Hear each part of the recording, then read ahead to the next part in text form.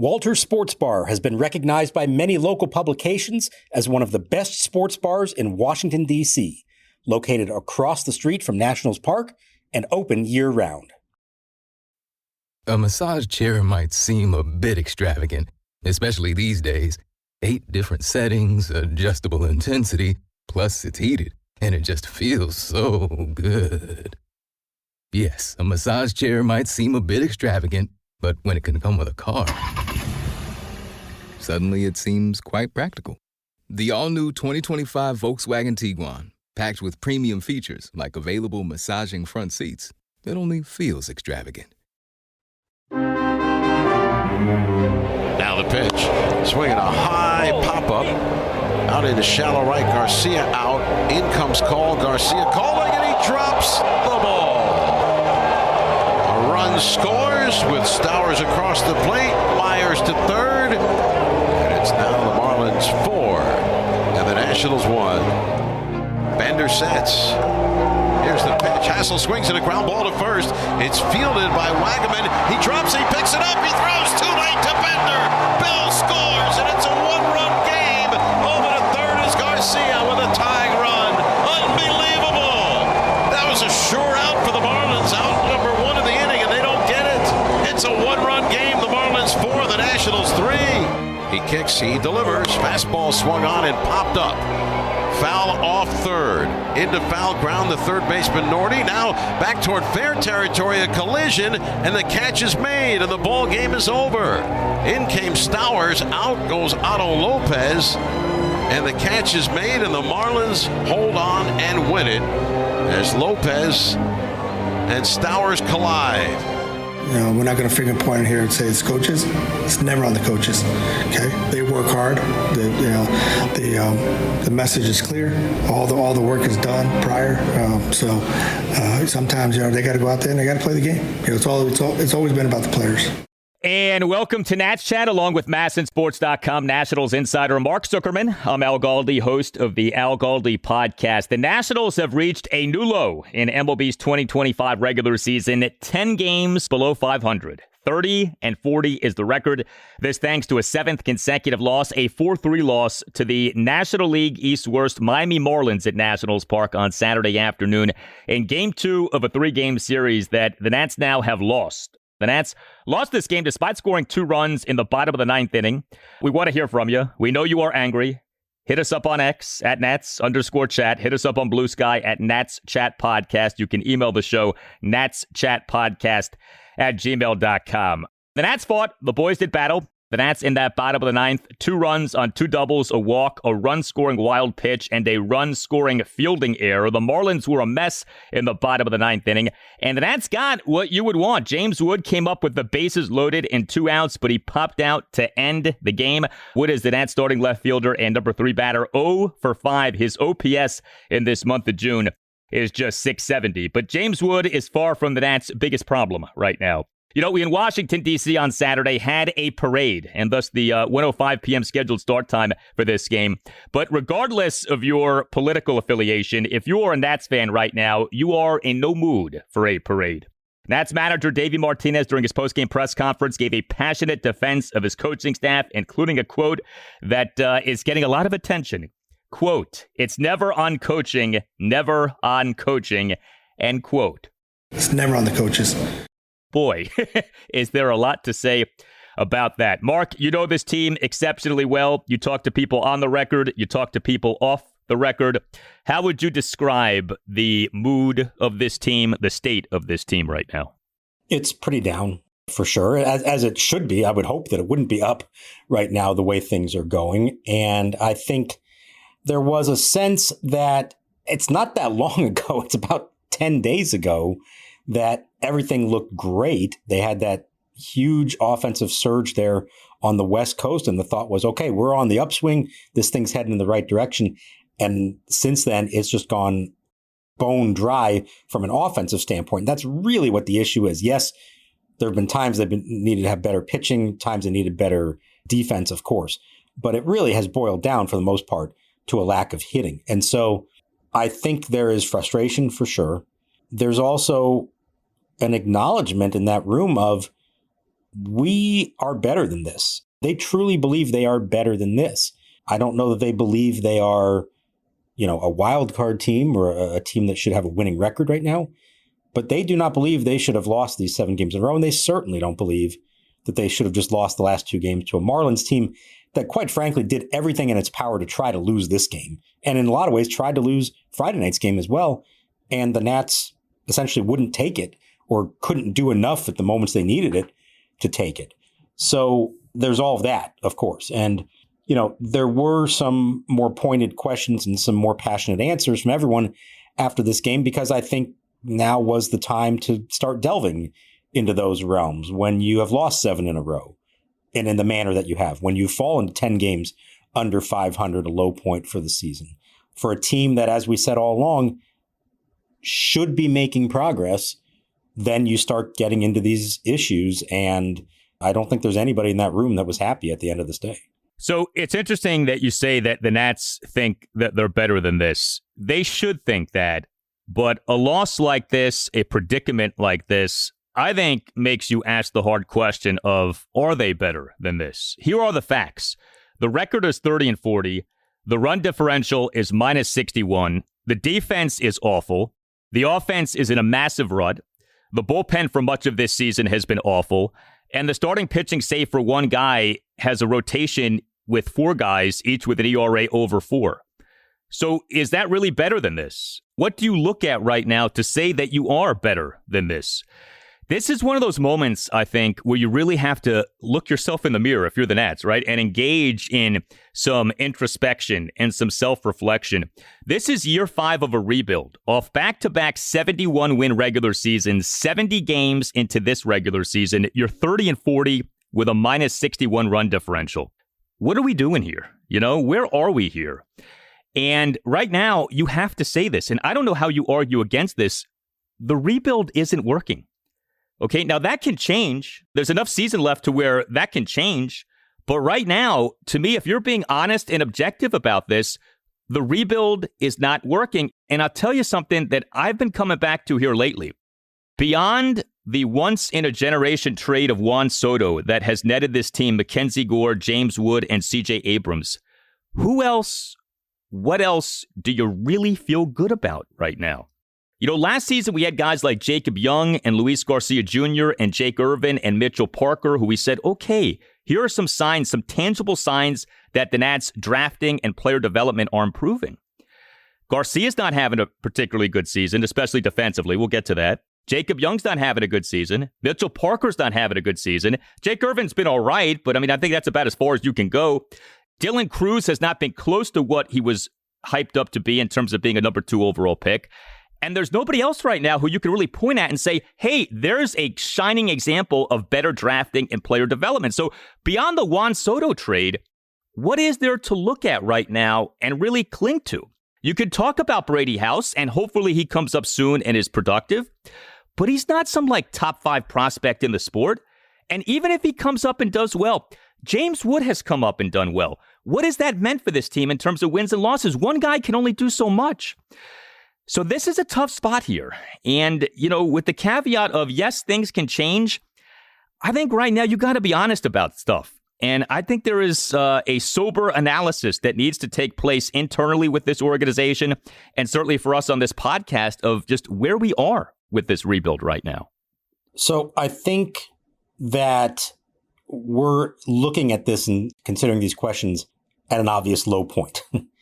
Which is appropriate, as I just said, that this is when you start looking at these things. But had we had the same conversation 2 weeks ago, we might have felt differently about it and pointed to some other things that were going well. And so do I believe they're as bad as they look right now? No. Do I think they were as good as they looked 2 weeks ago? Probably not. I think the reason to believe potentially that they are better than this is that individually, you look at a lot of the players, and those who are underperforming right now, you look at them and say, I've seen signs from this player that they can be better. Now, maybe they have not done it consistently, and that is a huge problem. And maybe they aren't ultimately going to turn into what you thought they could become. But in most of those cases, you have at least seen something along the way that made you say, okay, that guy might be good. That guy might be a big part of this moving forward. I think the real issue is that hardly any of them have done it with a level of consistency, or maybe they took that step forward last year and you expected more of the same this year, and instead they've taken a step back in a lot of those cases. And I think that's obviously the frustrating part. We're 70 games in, okay? It's a good chunk of the season, almost halfway done. There's still a long way to go. And that's why, personally, I don't like having that big conversation yet, because we've seen how quickly things change. And it doesn't even have to be quick.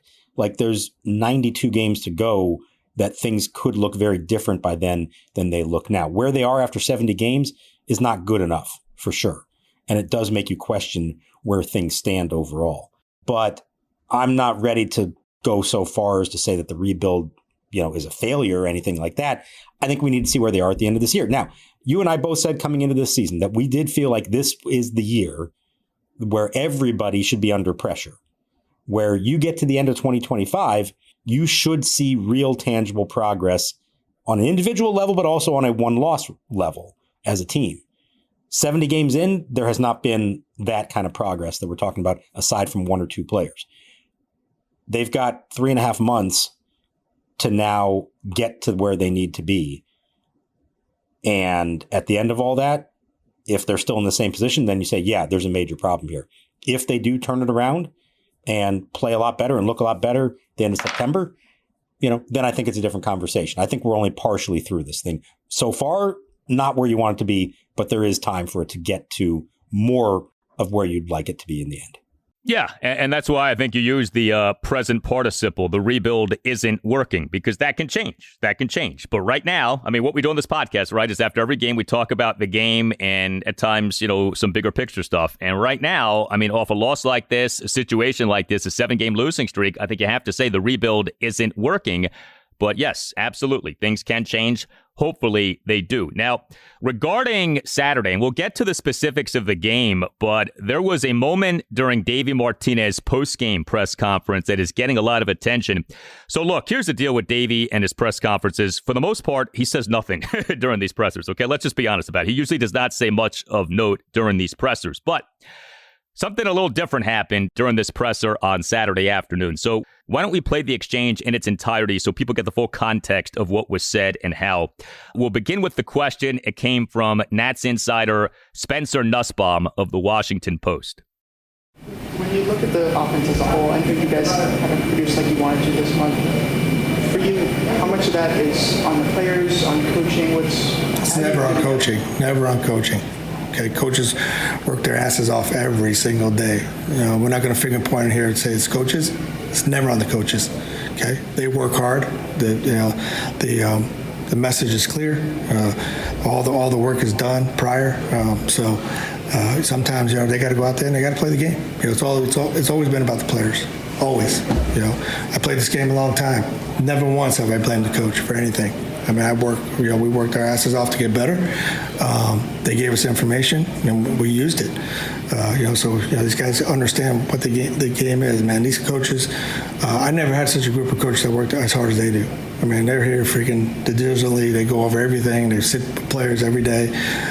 These coaches, they work their asses off. So, and I know every coach's staff is like that. So.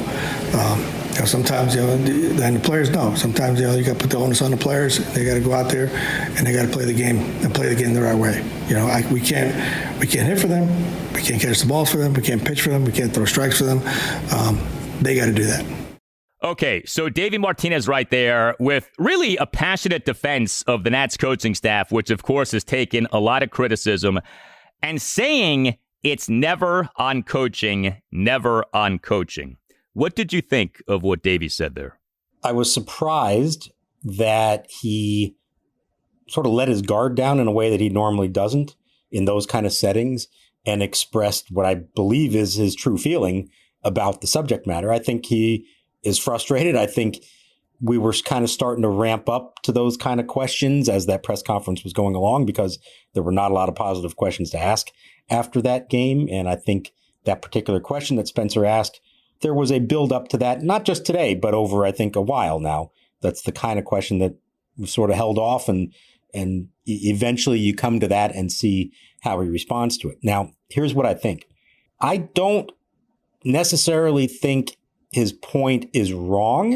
I think we've had discussions about coaching staffs over the years here. And I do believe that it's ultimately about the players. And that, yeah, there are some coaches who are better than others and some that can make a difference, positive or negative. But for the most part, it's up to the players to perform or not to perform. And usually the coaches take the blame or get the credit for that. So I actually do believe that in this case. However, I do not think that was the way for him to say it. I think there's a way to make a strong defense of your coaching staff that you believe works harder than anyone else, and you believe they're putting these guys in the best possible position. But there is a way to say that as a major league manager that does not come across as throwing your players under the bus, to be honest. And Davey Martinez is the ultimate players manager. He has always been viewed in that way. He does not criticize his players publicly much at all and has always been seen as someone who will defend them through thick and thin. And it has, for the most part, served him well to be that guy.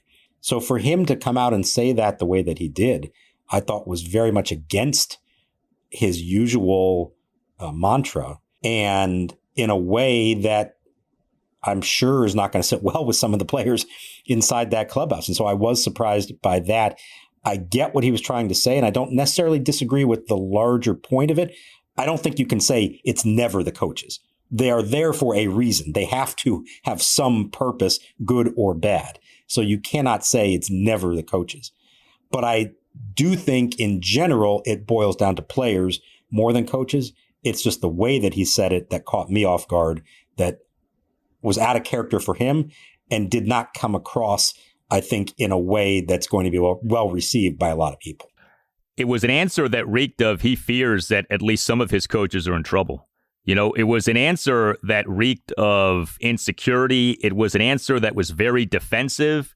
It was an answer that suggested that some changes may be coming and that this is sort of a last stand to defend, you know, say a Darnell Coles or whoever else might be in trouble on Davey's coaching staff.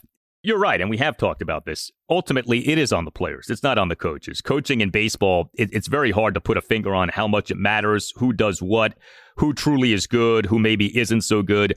But never is a strong word. You should never say never. I mean, I think, especially in sports, man, there are all kinds of variations with things. Like to say it's never on coaching, really? Like, come on.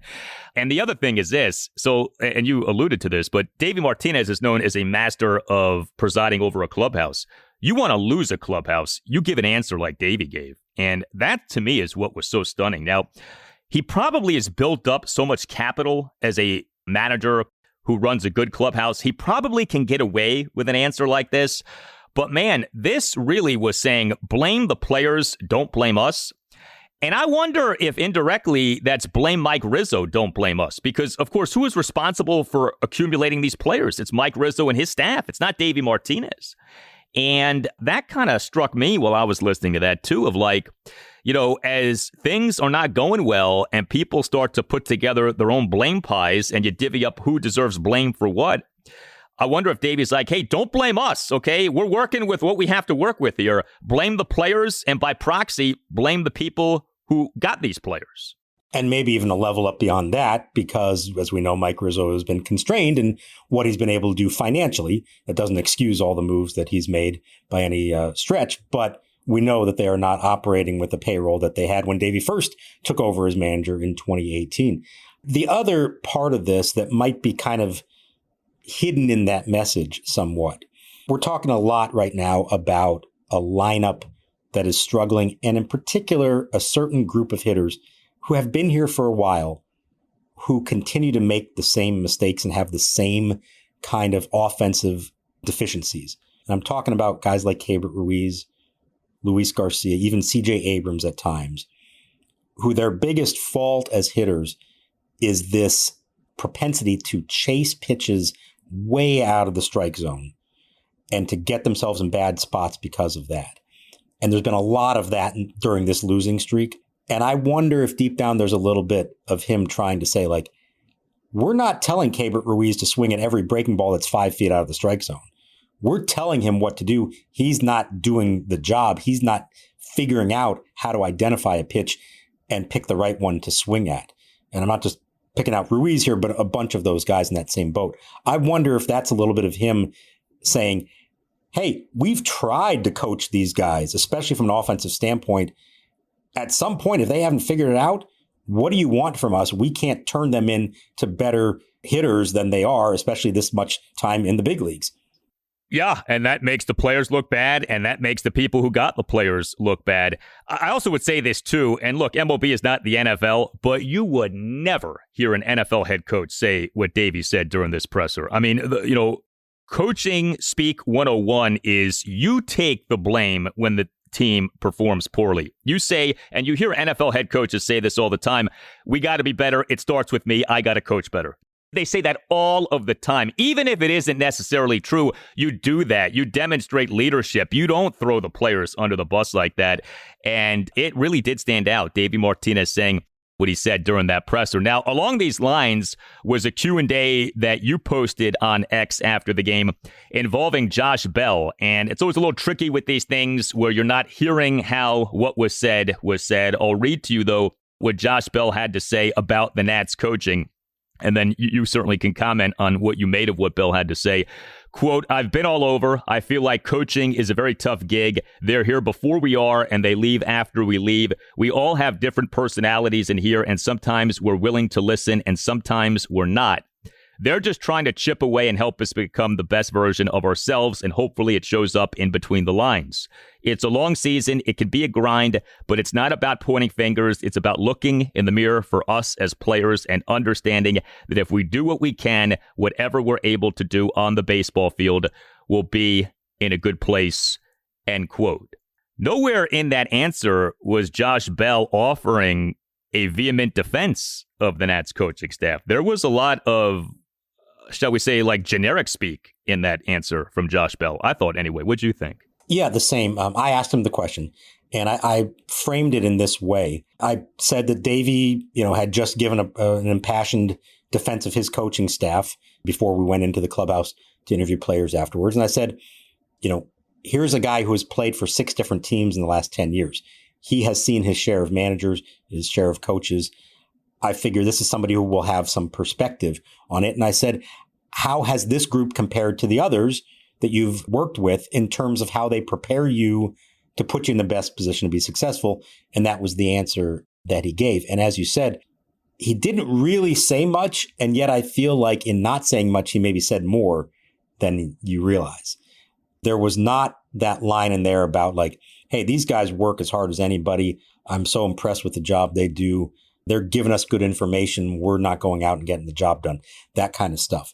Now, he didn't, say anything critical of them either. He basically spoke about how tough the job is and that they're trying their best to help us and that it's ultimately about the players getting the job done, which, again, he's not wrong about any of that.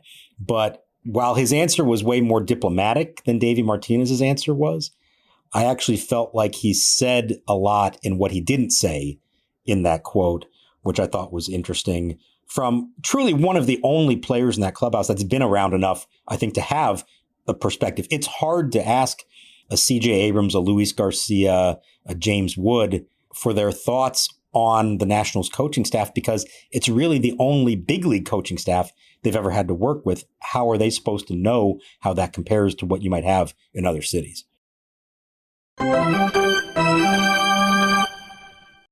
Hey, Nats Chat, here to talk about LinkedIn Jobs. You've been hearing the commercial throughout the season, and we'll give you the promo code at the end for our listeners, such as small business owners who want to aim to make that right hire. Let's talk about a bigger business that needs to make the right selection, and that is the Washington Nationals at next month's MLB Draft.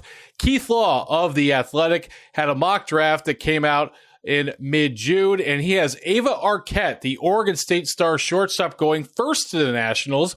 Arquette's currently playing in the College World Series in Omaha. The second pick was Liam Doyle, left-handed starter for Tennessee, just ahead of fellow SEC starting pitcher Kate Anderson from LSU. Ethan Holiday, who many have projected to go number 1 to the Nationals, still in high school in Oklahoma, brother of Jackson, son of Matt. He's going fourth, according to Keith Law. Post your job for free at LinkedIn.com/NatsChat. That's LinkedIn.com/NatsChat to post your job for free. Terms and conditions apply. All right, fellas, I need you to stop what you're doing and go download Prize Picks if you haven't already. Because once you download Prize Picks and use code BACKYARD, you get $50 on us once you place the first $5 lineup. And in that lineup, the reason I love it so much, because all you have to do is place more or less on whatever player you want to rock with that night. And you can do it for as many players or as little players as you like. And it doesn't matter if I'm watching basketball, hockey, golf, baseball, esports, doesn't matter. I can put them all in my lineup. The reason I like firing on Prize Picks so much during the summer is because I travel all the time, and Prize Picks is available in more than 28 states, including California, which I love summers in California. So I can fire on Prize Picks with all my friends and swear out the games with them. And it doesn't matter what we're watching, we always get to enjoy the game a little bit more. And lastly, fellas, there's also a special going on during basketball playoffs. Every time you do a $5 3-pick basketball flex play during the playoffs, you automatically get entered in the Prize Picks sweepstakes for courtside tickets to the finals. So download the app today and use code BACKYARD to get $50 instantly after you play the first $5 lineup. That's code BACKYARD to get $50 instantly after you play the first $5 lineup. Prize Picks, run your game.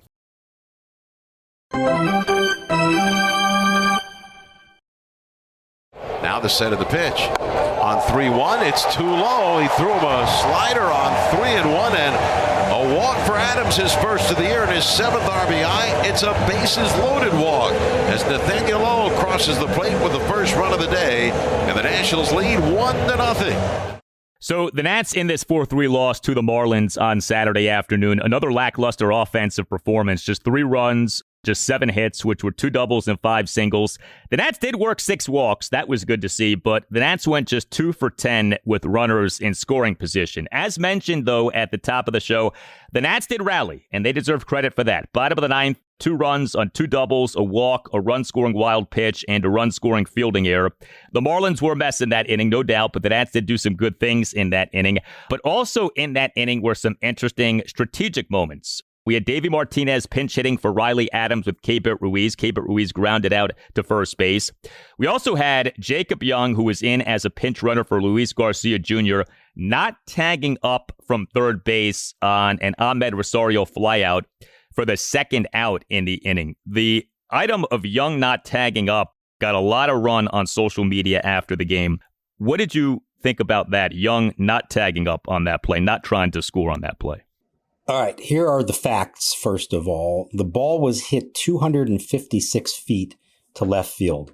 That's pretty shallow. That's not medium deep left field. That is shallow left field. The ball is hit to Kyle Stowers, former Orioles prospect, current Marlins left fielder, who, at least according to Baseball Savant, ranks in the 83rd percentile in arm strength. So that would indicate that he has a good arm. That seemed to me like one of these moments where a halfway decent throw probably gets him. Fast as Jacob Young is, it probably was not going to take a superhuman effort to throw him out. And if he does throw him out and the game is over, we are all over Ricky Gutierrez for having the final out of the game at the plate with James Wood on deck. Okay? Now here's the problem. The throw was way offline. It was a bad throw. He would have scored easily. And that's why you look at that and say, oh man, what a bad decision. You can't know that decision in the moment. And I don't know every scouting report that Ricky Gutierrez has. I'm guessing he knows, or that the report is that Stowers has a good arm and there's a fairly shallow fly ball. And you know that if he's thrown out of the plate, the game is over and you've got your best hitter on deck. So I understand why he held him. Yes, the better decision after the fact would have been to send him because he would have scored. But in that moment, it felt to me like there was probably a better chance of James Wood delivering in the next at-bat than of Stowers making a bad throw to the plate. Yeah, I actually feel like a little too much is being made of this for the reasons you just outlined. I think it was a defendable decision to not send Young in that spot, if for no other reason then James Wood was coming up. I mean, like your best hitter is about to come up. The Marlins were imploding in that inning. Anthony Bender was imploding. Now, he got taken out of the game for the James Wood plate appearance, but I get the thought process in that moment. So I don't want to kill the Nats for doing that. man, the Marlins are not a good team, and it felt like the Nats had the Marlins on the ropes. It's been a rough month for James Wood. Like I said earlier, he's far from the Nats' biggest problem, so, I don't want to harp on it, but he's not having a good month, and he did not have a good game in this game, 0 for 5, and he ends up popping out to end the game. No, and the Friday night he had a great game, and you thought, okay, there it is. There's James Wood again. And then this one he did not. And the Marlins still almost blew it because the shortstop and the left fielder collided as he's catching the ball. And oh my God, if they dropped that in that moment. I want to go back earlier in the inning because I think this is just as important. And that's the decision to pinch hit Keibert Ruiz for Riley Adams. Neither of these guys has hit. Adams is 0 for his last 28. He finally drew his first walk of the season in the second inning with the bases loaded to force in their first run. For 8 innings, the Nationals' best offense in this game was to not swing the bat. They were way more effective when they just stood there and took pitches than when they swung away. Now, finally, in the 9th, they made some contact. So now you've got a big spot and Riley Adams due up, and I have no problem pinch hitting for him there. That was absolutely the right call. Your options at that point are Ruiz, Jose Tena, and Andres Chaparro. You've got nobody out, runners on first and third. Worst thing that can happen in that spot would be a double play. Who hits into a lot of double plays? Keibert Ruiz. So to me, he felt like the wrong guy to have up in that spot. Now, I understand that neither Tena nor Chaparro is a great alternative. And when I asked Davey about it postgame, his answer was essentially not against that guy, meaning Bender. He felt like it had to be a left-handed hitter, first of all, although he seemed to forget about the fact that Jose Tena is left-handed in his answer. At least that's his answer for not using Chaparro. I think I would have gone with Tena, a guy who maybe gets the ball in the air a little more, or even strikes out. Like a strikeout isn't as bad as a ground ball. Now, Ruiz hits a grounder to first, and he's the only out. They didn't get a double play out of it. But that felt like a pretty hopeless situation, putting him up there. Again, I know the alternatives were not great, but right now, Keibert Ruiz is not a great option to have at the plate with the game on the line, especially when the situation calls for hitting the ball in the air. We did get a multi-hit game from C.J. Abrams. Maybe he's finally getting going. He's had some good games lately. Abrams as an at-starting shortstop and number 1 batter, 2 for 4 with a couple of singles and an intentional walk, which came in that 2-run bottom of the 9th inning. The Nats starting pitcher in this 4-3 loss to the Marlins on Saturday afternoon was Trevor Williams, and he pitched well. He officially allowed 2 runs in 5 1/3 innings. He gave up 6 hits, which were a double, and 5 singles, 3 strikeouts versus 1 walk. He threw a lot of strikes, 80 pitches, 55 strikes versus just 25 balls.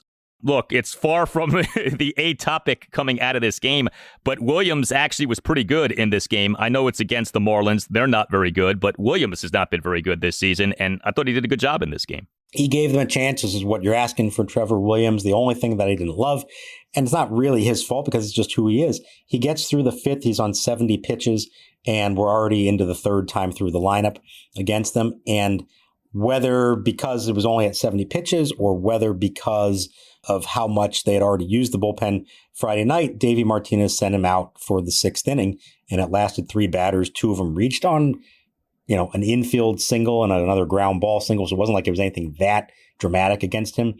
But he departed with a runner on and put Brad Lord in the spot where he had to try to inherit a runner. Brad Lord, who had thrown 38 pitches in 2 innings the night before, like 15 hours prior. I did not love bringing him in, a rookie still learning how to be a reliever, bringing him in like that. He ends up allowing the inherited runner to score, again, on a ground ball single.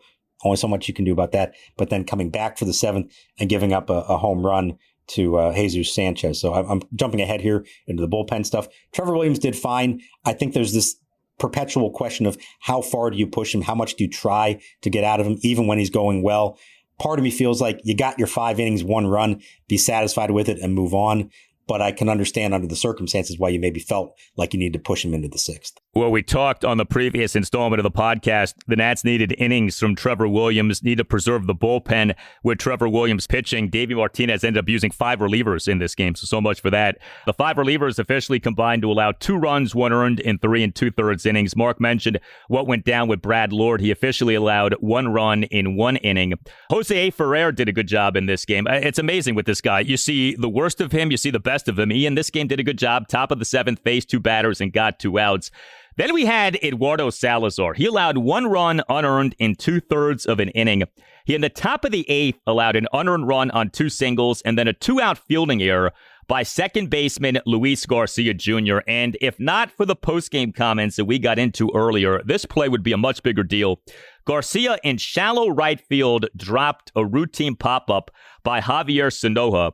Garcia was drifting back, attempted to make the catch in over-the-shoulder fashion. Now the pitch. Swinging a high pop-up. Out into shallow right. Garcia out. In comes Cole. Garcia calling, and he drops the ball. I guess you could argue that the right fielder, Alex Cole, should have made the attempt at the catch because coming in is easier than going out. But, I mean, this was a catch that Garcia has to make. This was not that difficult of a catch. He doesn't make the catch. The run scores. And Luis Garcia Jr., offensively, he's been better since he came off the paternity list. I'll give him credit for that.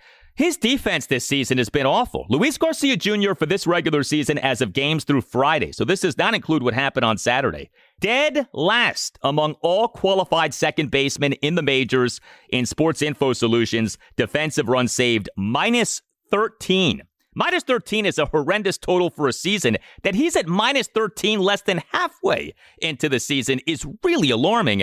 And that was just a bad moment for him defensively in that inning here, in that top of the 8th on Saturday afternoon.